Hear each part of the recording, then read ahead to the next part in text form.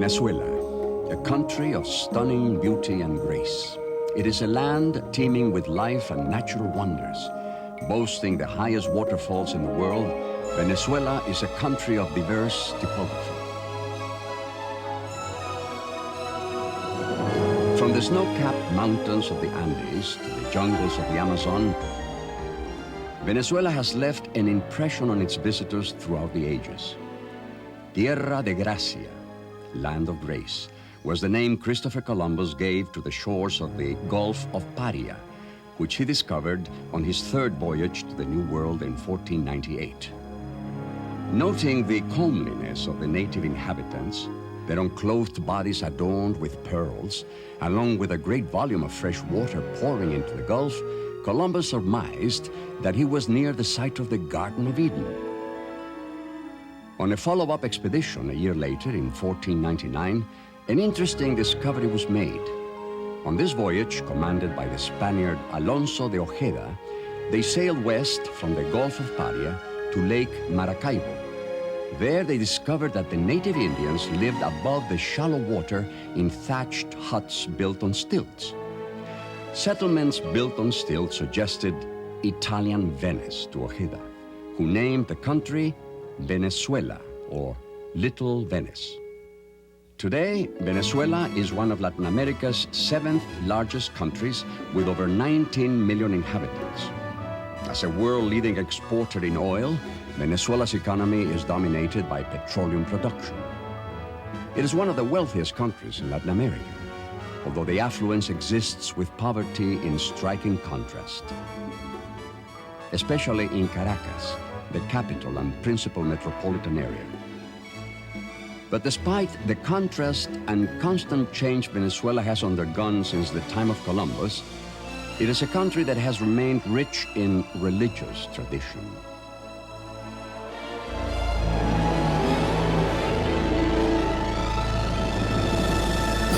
It has been a land graced with fervent devotion to the Blessed Virgin Mary, with manifestations of her loving presence visible throughout the ages. One of the most popular and venerated shrines in Venezuela is Our Lady of Coromoto, located in Guanare. It was here on September 8, 1652, that Our Lady appeared to the chief of the Coromoto Indian tribe in his hut, after he angrily refused to attend the classes of catechism and prayer offered by the Spanish. Our Lady urged him to go to the Spaniards and receive the sacrament of baptism. But filled with anger and fear, the chief threw his spear at him. The Indian women who were also present during the apparition described the vision as being completely surrounded with light as brilliant as the sun, but which did not hurt their eyes. Our Lady appeared to the chief several times, and he responded the same way and always with the same answer, by throwing things at her and telling her to disappear. Our Lady's image appeared in one of the artifacts he threw at her. And it is this image that is most venerated in Guanare today. One day, the chief was bitten by a poisonous snake, and feeling death creeping near, he asked to be baptized and urged his fellow tribesmen to receive the sacrament of baptism and to embrace the Catholic faith. The chief died baptized, and soon these events were heard in all of Venezuela, where Catholicism grew in a gigantic and fervent movement. Today, Catholicism remains the national religion of Venezuela, with over 96% of the population Catholic. Over the course of the years to follow, Our Lady would continue to manifest visible signs of her presence among the people, reminding them of her role as mother and protectress of the faith. It is in Venezuela, once again, that the Blessed Mother has chosen to make her presence known. The place, Finca Betania, a small farm located within the parish of Our Lady of the Holy Rosary in the province of Miranda. It is here that a fascinating occurrence is taking place. It has been reported that the Mother of Jesus, the Blessed Virgin Mary, has been making repeated visitations with an urgent message for mankind. Unlike many reported apparitions in which only a few chosen people see Our Lady, thousands of people here in Betania claim to have seen her.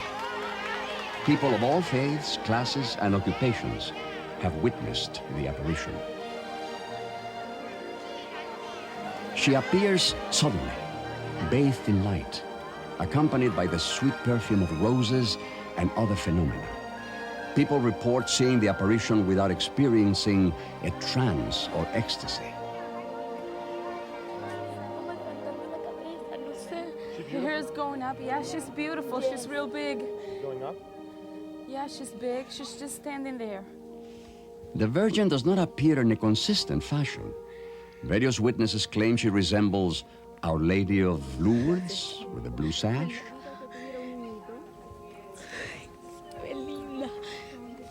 Allá, mira. Abajo, allá abajo. Ahí se ve clarita. Ay.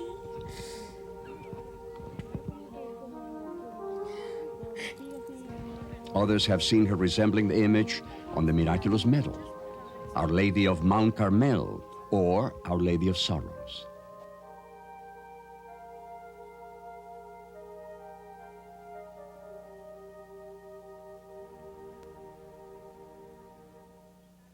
The events in Betania, Venezuela are extraordinary. The apparitions continue to be reported. This, however, is not the first time that masses of people have claimed to witness the visible presence of the Blessed Mother in an apparition.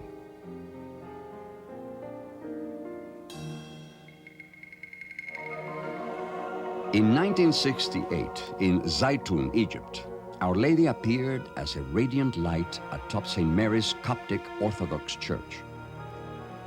People of all classes, occupations, and religions reported seeing a woman surrounded by a multitude of color and light.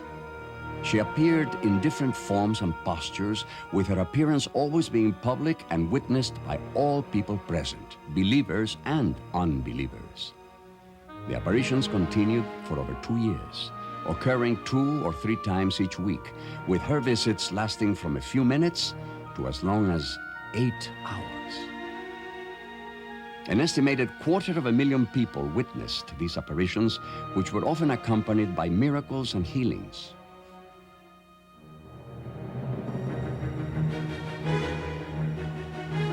Today in Ukraine, a similar phenomenon is being reported.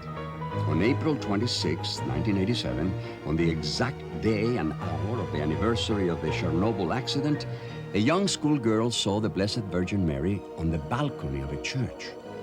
News of this appearance quickly spread. Soon, masses of people were gathering to witness Our Lady's appearance above the dome.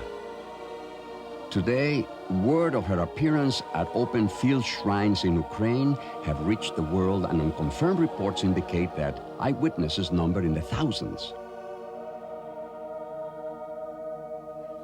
Why are so many people reporting appearances of the Blessed Mother? And why now? Is she making her presence known in Betania? Father René Laurentin, a world-renowned author and Mariologist, has traveled throughout the world investigating many of these reported events. He believes the multitude of apparitions are an urgent call to a world headed for self-destruction. There are very serious and grave situations in the world today, so there are many reasons for the Virgin to appear and alert us. She speaks globally of moral risks, of liberal sexual immorality and materialism. The world has rejected God, and it is quietly and patiently abandoning itself to sin. It is like we are sitting on a branch and cutting ourselves off. So now we are experiencing the consequences. The world is destroying itself by the consequences of sin, and we cannot draw ourselves out of it by ourselves. So, the Virgin is calling us to return to the essentials. She asks for prayer and conversion, telling us that God exists and that we must turn back to God. It is only there that we will find our liberty and freedom. Unlike Zaitun and Ukraine, Our Lady's appearances in Betania are very different. Today, even though thousands claim to have seen the Blessed Virgin in Betania, she has chosen one special soul to communicate her messages. Maria Esperanza Medrano de Bianchini is the principal visionary to receive messages from the Blessed Mother. As a devoted wife and mother, Maria Esperanza has been blessed with many mystical graces. Hailed by many as one of the most incredible mystics of our time, she has often been compared to the famous Italian mystic and stigmatist Padre Pio.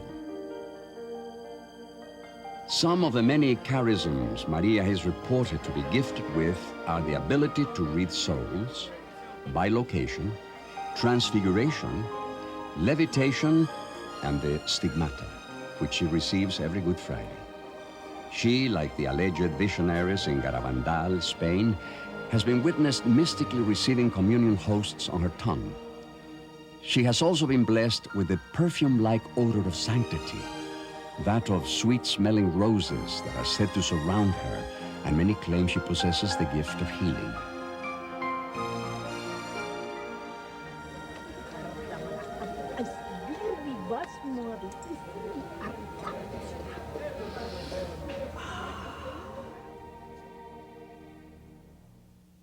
Dr. Luis Gutierrez Burgos, a military doctor and surgeon, has been present with Maria Esperanza and has witnessed a number of these manifestations. He has performed thorough medical examinations on her before, during, and after many of these experiences. He refers to them simply as medical mysteries. I am not the only one to have witnessed these manifestations. Many others have as well, such as other doctors, family, friends, and many professional people who don't tend to nonsense. What I have witnessed has defied all scientific explanation. After a thorough examination of Maria, I am convinced these events cannot be faked. The only explanation that I can offer is that something more powerful than the laws of nature, something of a divine origin, has occurred. Throughout the history of the Catholic Church, mystics have been viewed with great reserve, even skepticism. The Catholic Church has never conferred its stamp of approval on an alleged mystic during his or her lifetime. Maria, like others before her, must stand the test of time.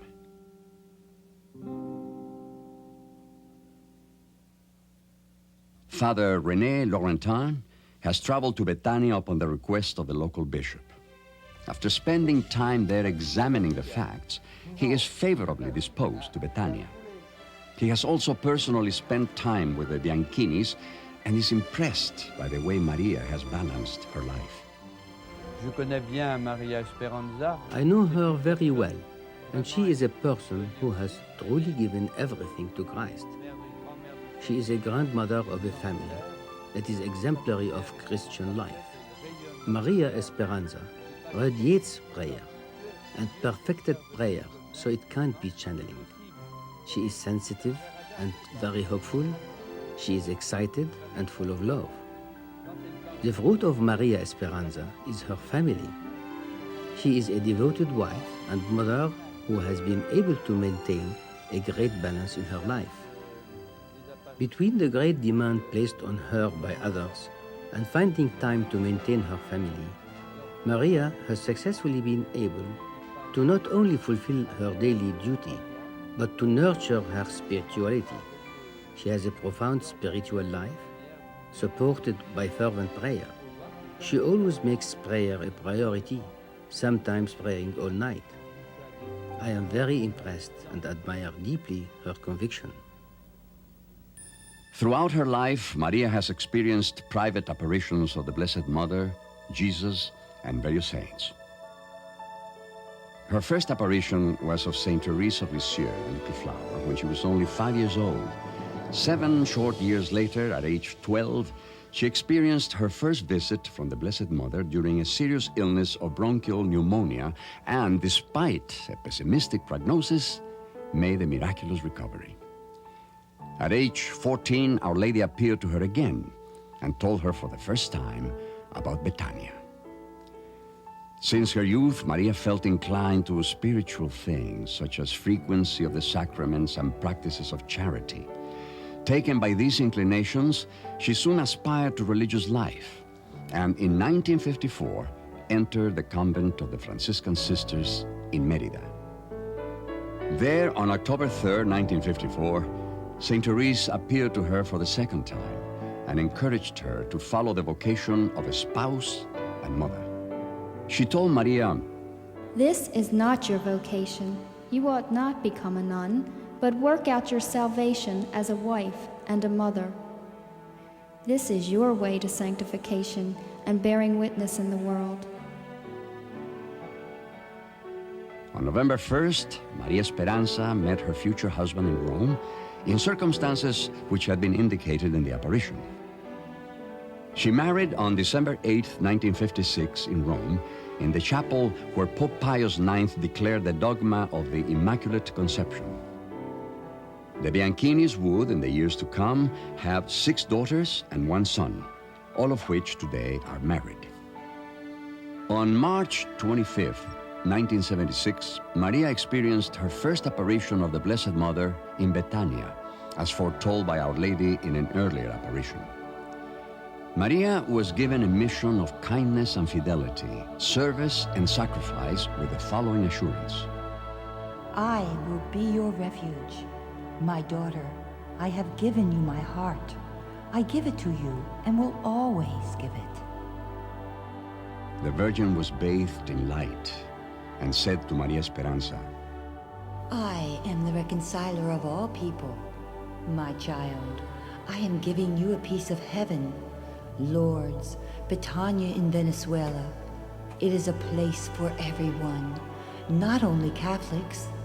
It is for all, because there should be no class distinctions of nations and religions. This is your mother, who gives herself as in Lourdes, Fatima, El Pilar in Saragossa, Grenare, and as in so many other places where I still offer myself.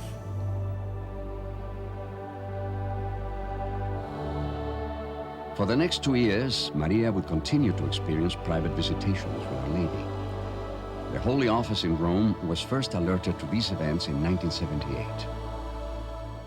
It was on March 25, 1984, that the apparitions underwent a dramatic transformation, changing from private apparitions to public. It was during the Feast of the Annunciation and the celebration of the 8th anniversary of the first apparition in Betania that a tremendous set of events were about to unfold. After celebrating Mass on that beautiful, sunny afternoon, those present retired to the compound below. While they were relaxing and enjoying their picnic lunches, some children were playing by the water of the cascade, when suddenly a woman of stunning beauty appeared above the waterfall. She held a rosary in her hand and was bathed in light. Her appearance lasted a very short time.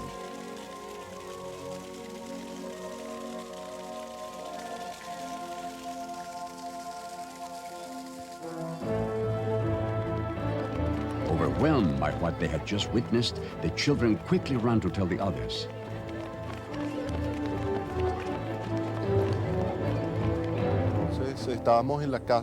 We were in the house, in the country house, when all of a sudden we heard some children calling us. They said they were starting to see the Virgin.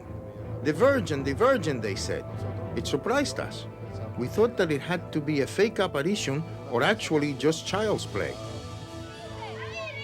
Excited by the news, yet skeptical, the crowd hurried to the place of the apparition.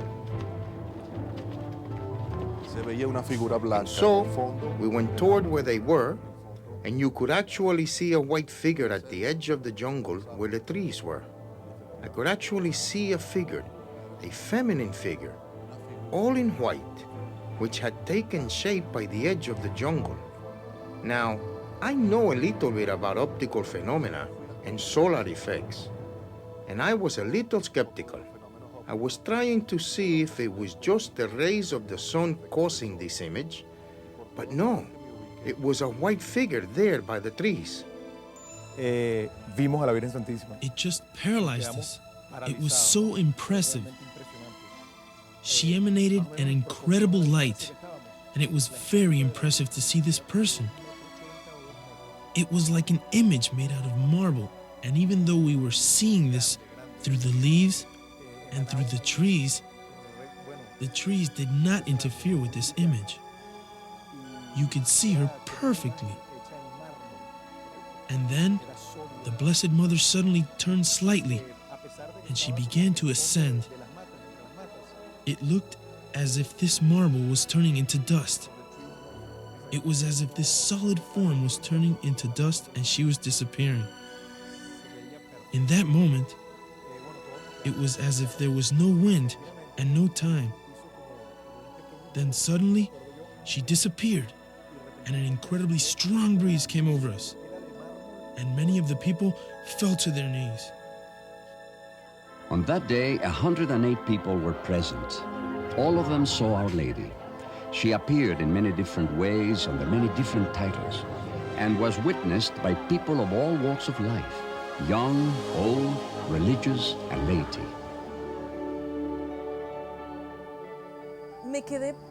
It was as if I had entered into another world. There was such silence, a great silence. I couldn't think. Is it true? Is it alive? It was just something that was just there. She was dressed completely in white. She seemed almost like a nun. And she had her hands outstretched as if in an invitation, as if to say, "Come to me." I didn't see her face, but I saw her hands and her feet, which looked tan. Her dress was brilliant, as if though covered with diamonds. And the same wind that was blowing through our hair and clothes was blowing through her hair and her clothes. Her dress was moving in the breeze. It was just such a beautiful, brilliant white. A white I had never seen before. Very beautiful. And at that time, I turned around. I was looking at everybody. And many people were crying, but everybody was so incredibly silent, as if though paralyzed. And even though their faces were serious, their tears were rolling down their cheeks very spontaneously. It was such a joyful moment. And what I felt was, it was like a silence within me. It was such a profound feeling, something very, very deep. It was as if though she penetrated me, and I felt such a peace. A peace so deep that you felt as if you were in heaven. It was so beautiful. It was so beautiful, I cannot explain it. It is such a warmth that you feel inside. There are simply no words to explain it. Our Lady made 7 appearances that day in Betania, with her visits lasting from 10 to 15 minutes. The last apparition lasted half an hour. On that day, she gave the following message. My children, I am Mary, Virgin and Mother, reconciler of people and nations. I come with my Son in my arms to reconcile you. O sublime hope for all, pray the Rosary. My children, you have seen and felt me, experiencing the reality that I live among you. Continue faithful to my call, and let us walk the way together, for I will guide you. From March 1984, the crowds grew larger and the apparitions became more numerous, particularly on Saturdays, Sundays, and feast days. On November 21st, 1987, Monsignor Pio Bello Ricardo, Bishop of the Diocese of Los Teques, after a thorough investigation, issued a pastoral letter approving the apparitions, thus making this the fourth apparition site to be approved within the 20th century. Los efectos que se producen en Finca Betania todos han sido buenos. As far as I can see, all the results from Betania are positive. People who have abandoned all religious practices for many years recover their faith in Betania.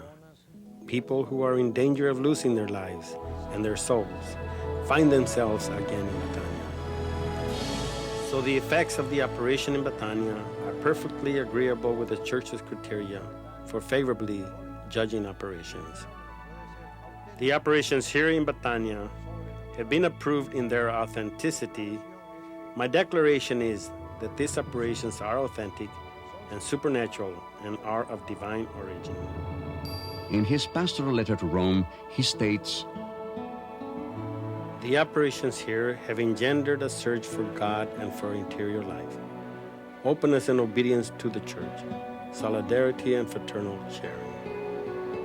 The place where these apparitions have occurred be considered as sacred, and that it be considered as a cause of pilgrimage and a place of prayer, reflection and worship in which liturgical acts can be carried out, especially the Mass and the administration of the sacraments, always following the laws of the Church and the norms of the Diocesan Pastoral Council." Since the approval of these apparitions of March 25, 1984, it has been reported that the alleged apparitions continue, and many people claim to see Our Lady in Betania. Although no formal commission has been appointed by the bishop to investigate the alleged recent apparitions, the bishop remains favorable and continues to closely monitor the events in Betania. He has welcomed the Virgin's request for construction of a church in honor of Our Lady, the Reconciler of Peoples. Known and venerated in Betania as Reconciler of People and Nations, Our Lady stresses the great importance of reconciliation with God, family, and neighbor. Her messages represent a call to restoration and deeper penetration of the Catholic faith, especially urgent in a world in which so many deny God. Encouragement for more frequent reception of the sacraments, especially reconciliation and the Eucharist. They represent a call for solidarity, responding to charity and social justice, especially with the poor, the forgotten, the sick, and the needy. They have consistently evoked an urgent call for penance and an increase in prayer, especially the Rosary.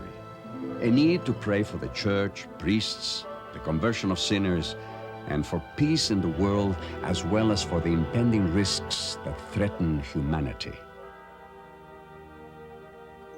O sea, nos está llamando, nos exhorta. Our Blessed Mother is calling us, exhorting us to pray the Rosary. The Rosary, it is that which can placate the thirst of revenge in men, in those who want to, who try to destroy their brothers through their desire to have material riches. They believe they can obtain everything through their weapons and armaments, but it is only the Rosary that is going to achieve this. The ones who have this will have success.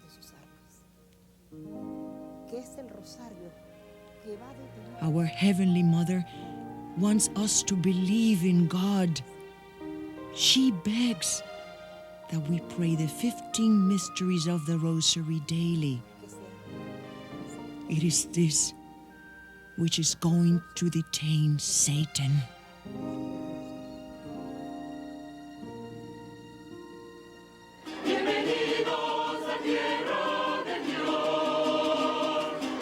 The fruits of the apparitions are positive, with renewed spiritual fervor and conversion taking place.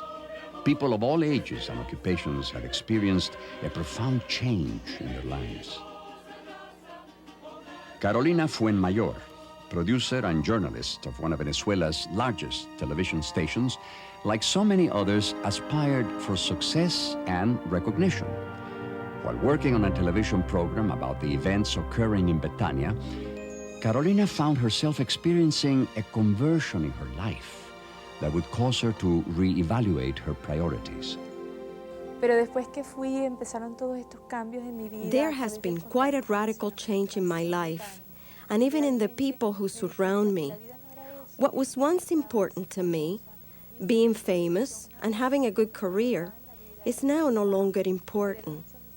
I realize that the only thing that matters to me is living in peace. It is no longer television or anything like that. It is to live in peace with my family and to love my neighbor. Maria Esperanza says that humility is the bridge which leads us to heaven, that we have to be very humble in life and have respect and love for God. We must have a holy love for God and not offend Him. Therefore, all of our actions need to be correct. Through Maria Esperanza, the Virgin has begun to purify aspects of my life. And then, of course, my life has changed. I began to need and to love prayer. I attend Mass as often as I can. I realize the importance of the Eucharist, receiving God as often as I can during the week, not only on Sundays. This has all been quite a radical change. But after I went to Betania, I realized the truth and the importance of living the gospel message and loving my neighbor as myself. It is important that everyone know this. The message of Betania is very important for our times. The strong presence of religious and the faithful is a positive result of the apparitions. Father Oti Osa Aristazabal, a local priest responsible for providing the pastoral services at Betania, has experienced a deepening of his own faith. He believes that the greatest fruit of the apparitions is the abundance of grace and conversion people here experience. I am particularly impressed by the crowds, the intensity of the prayer, the healings and the remarkable fruit of conversion, which are all present at Finca Betania. People who have never prayed now regularly recite the rosary.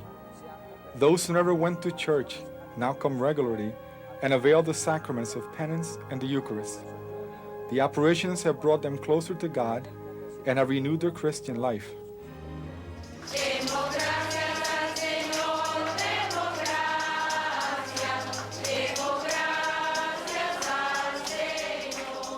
In addition to the profound spiritual conversion taking place, incredible phenomena has deepened the faith of many. Phenomena of various sorts is being reported. People have testified seeing a mysterious fog that seems to come out from the trees on the hill, intense light that would brighten the hill, and at times a profusion of flowers that would cover it, especially roses. Sounds of hymns from an invisible choir are often heard.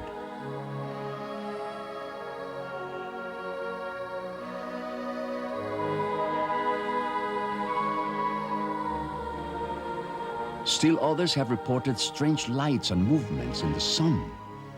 The water from the cascade at times acquires the perfume of roses, while others claim to have received mysterious rose petals from the heavens.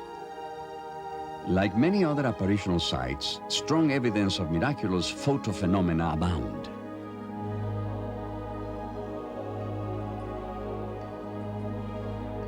It is believed, however, that of all the signs, the most powerful and significant manifestation of God's love was given on December 8, 1991, on the Feast of the Immaculate Conception.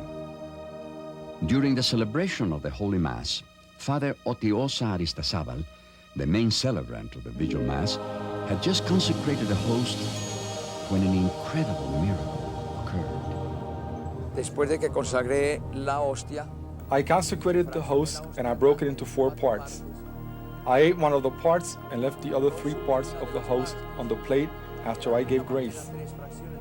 When I looked into the plate, I could not believe my eyes when I saw a red stain forming on the host, and from it a red substance was beginning to emanate, similar to the way in which blood spurts out from a puncture. After the consecration, I took the host and protected it in the sanctuary.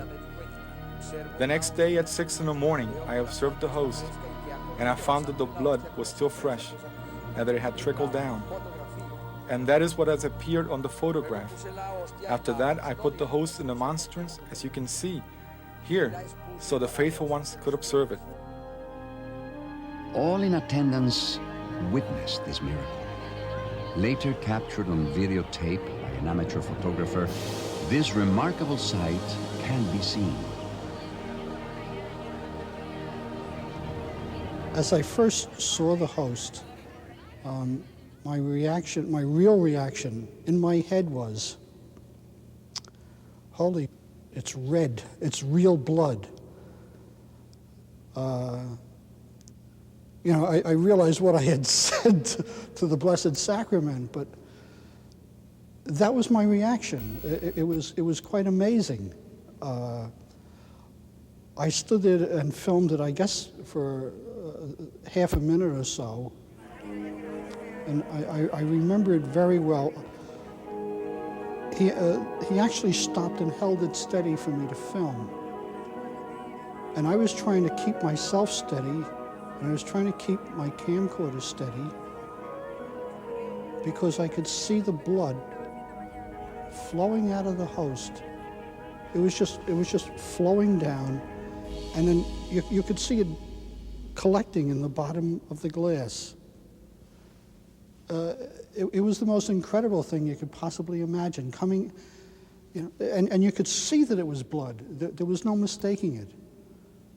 I kept looking this way, you know, while I was filming it. I was taking my eyes away from the lens so I could see it with my eyes and going back again. And it was absolutely astounding. There was no question that this blood was just flowing out of the host. Okay, I was on the altar. I couldn't be more than 2 feet away from it. And I saw the red dot on the host, and like a line coming off of it, dropping from gravity to down, and it was a host bleeding right there in front of me.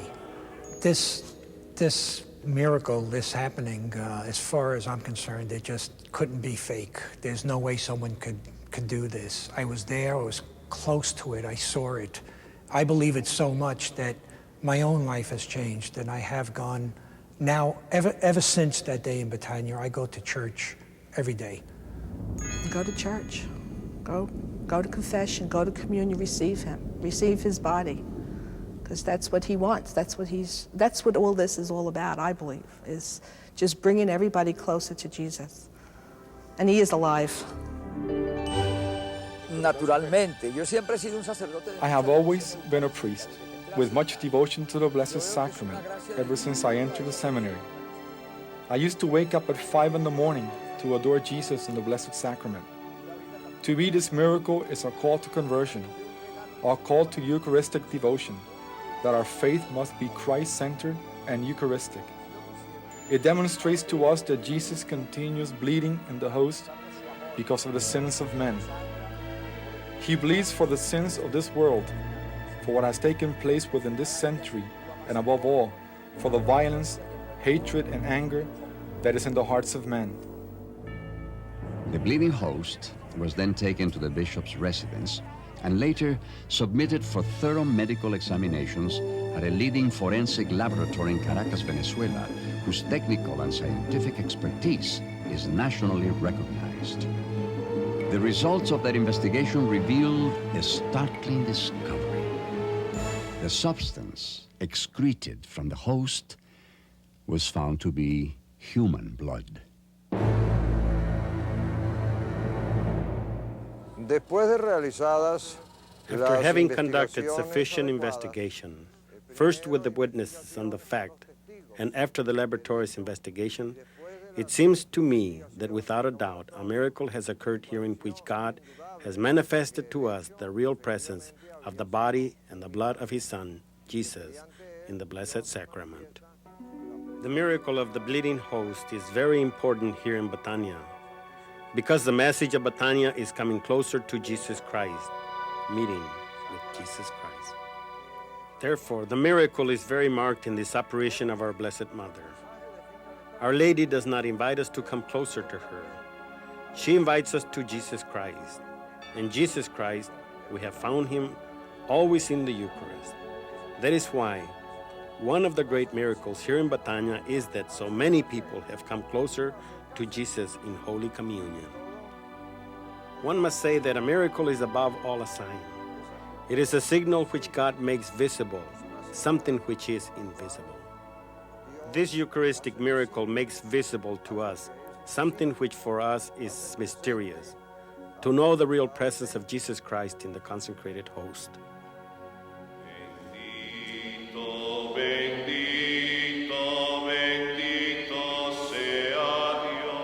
Today, this Eucharistic miracle resides at an ad hoc reliquary at the bishop's residence in Los Teques.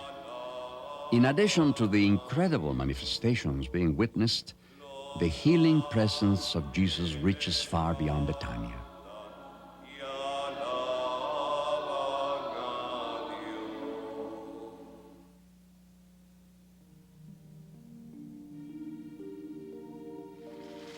Like the miraculous water of Lourdes, France, accounts of healings are being attributed to the cascade that rushes below the site of Our Lady's reported visitations. Our Lady told me that the waters would be like the waters of Lourdes and heal the sick, and that the sick would be alleviated of their pain so that they could live a more peaceful and serene life, because this was the holy fountain of Betania. This is the first time I have been to Betania.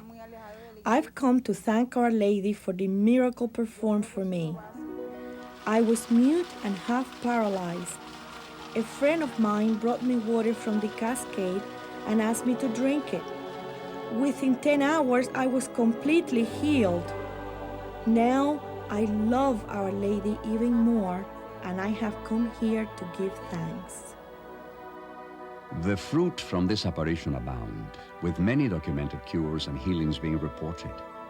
People suffering from various afflictions have claimed healings from paralysis, malignant tumors, cancer, leukemia, and other life-threatening diseases, even AIDS. Dr. Vinicio Arrieta, a leading surgeon from the Hospital Clínico in Maracaibo, Venezuela, is respected by his colleagues as one of the most competent surgeons in all of Venezuela. A graduate of Harvard University, Dr. Arrieta recalls how at one time he was a prideful man who had achieved great things from a worldly point of view until one day everything collapsed. In 1987, a series of health problems led him to discover he had been stricken with terminal cancer in the prostate and in the lower spine. Dr. Arrieta was not given long to live. Upon the encouragement of a relative, he journeyed to Betania, and there he encountered an event that would change the rest of his life. Ya había alrededor de 5,000 personas. There were about 5,000 people there, and the solar phenomenon began in which the sun lost its light. That is to say that it was very illuminated, but yet it lost its light. The center part became green. It began to spin on the inside as if though there was a circle on the inside, and then it began to move towards us. Suddenly, I began to feel an infusion of heat within my body. I felt an infusion of healing within me. I felt that this infusion arrived at my spinal column and to my prostate. During this time, the Virgin immediately appeared above the trees and was looking toward the heavens as a real human being. In her right arm, she had the child Jesus, as if to hand him over. And in her other arm, a rosary that hung down to her knees, which was completely illuminated. Her glance was lightened up, and it arrived at my body just as it did to 500 other people who were seeing the Virgin at that moment. I knew at that moment I was cured. Dr. Arrieta returned home and, in the weeks that followed, underwent extensive examinations by a specialized team of diagnosticians. Their final prognosis determined that an unexplainable cure had indeed taken place. I am a professor at the School of Medicine, and I have been working in this specialty for over 22 years. My experience is not only in nuclear medicine, but also in tumors. That is why this case was especially interesting to me, particularly because of the type of sickness Dr. Arrieta was diagnosed with. After intensive examinations, my impression of this case now is that only religion could have done more for him than science, because there is no scientific explanation for what happened to him. At times, there are things that happen within the organism we call the human body that science cannot explain, and this apparently is one of those cases. Although very little has been reported about the happenings in Venezuela, word of these incredible events are now beginning to reach the world. In addition to the special reports and local coverage by Venezuela's largest television station, Venevisión, international broadcast and print agencies have also covered the story.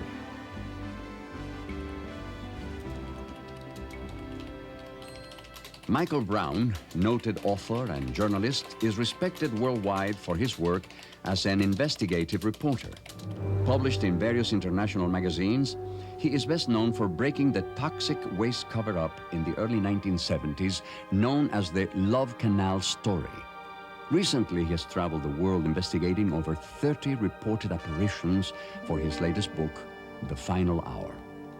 As a result of hours of research and in-depth interviews with visionaries and mystics from around the world, he has concluded that the times we are living in are crucial. Michael shares his insights. A few years ago, I would never have thought that I'd live to see events like those, phenomena like those that you witnessed down in Betania. I didn't think anything like that existed. It's beyond my wildest imagination. But it does exist. The phenomena does occur there. I saw it myself. And any journalist has to rely on his own observation. And then I listened to Esperanza, and I listened to what she had to say. Because this isn't just a light show. There are things that go with the phenomena, and those are messages for the entire world. What she is saying that the Virgin has conveyed and wants to convey to all of humanity is that we're approaching a very serious moment soon. That this is a time of decision for mankind. Either we go towards evil or we go towards God. We can't risk anymore, the Virgin is telling her, divine wrath. There are going to be cataclysms and major wars if mankind continues to descend into the pit of sin. So it's a tremendously urgent call to mankind to convert, to pray, to fast, to love, to have faith in God and devotion to God. And if this doesn't come about, then I personally am convinced that we're going to see some of the events we've been warned about at Betania and many other apparitional sites around the world.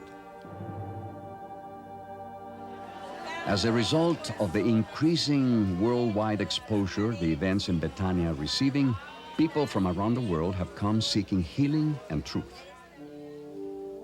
Halina and Joe Swerlik have made a difficult pilgrimage to Finca Betania from Dearborn Heights, Michigan. They have come in search of God's will for their lives and in hope that their son may receive a cure.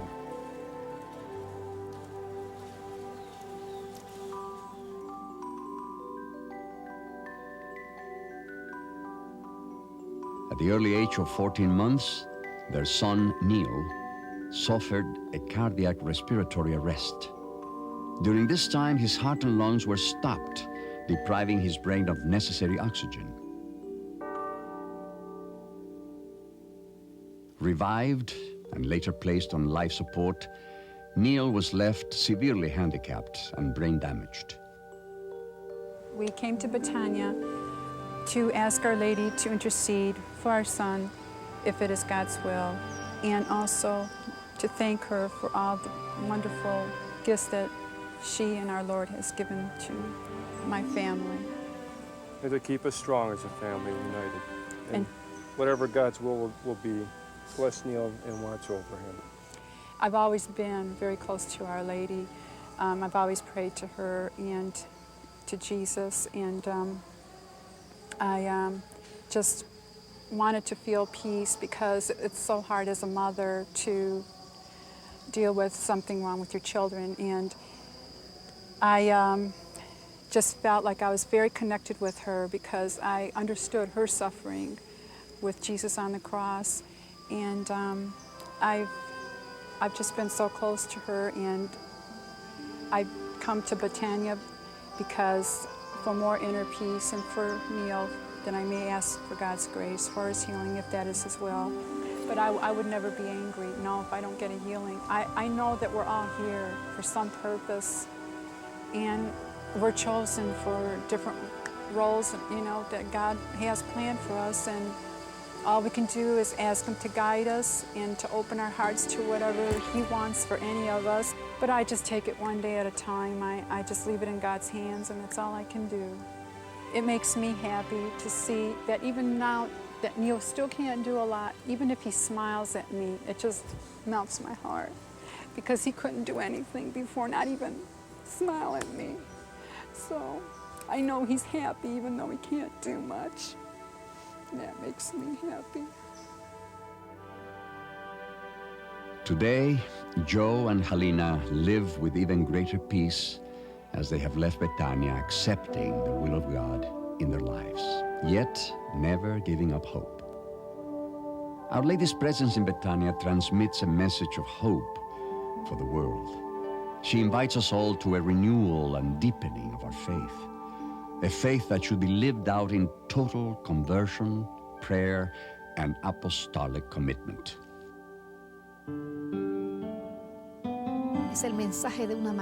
It is the message of a mother for all her children, of all ideologies, of all races, of all nations. She is calling us, imploring us,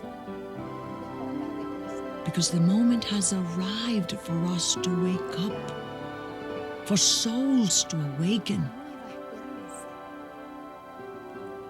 Mankind must become conscious of its actions and of its responsibilities. Now is the time. It is time that man realizes why he is living. Her call is not only to Betania. It is a call heard in all parts of the world. She is appearing in the world so that together, all of us united, will form within our hearts the flame, the light, the fire of love of her divine Son, Jesus. He is knocking on the doors of our hearts through the request of his mother, that we unite and reconcile with one another and live the gospel.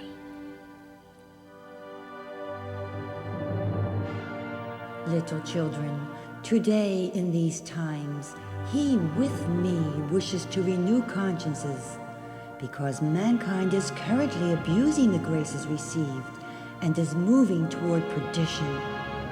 If there is no change and improvement of life, He will succumb under fire, war, and death.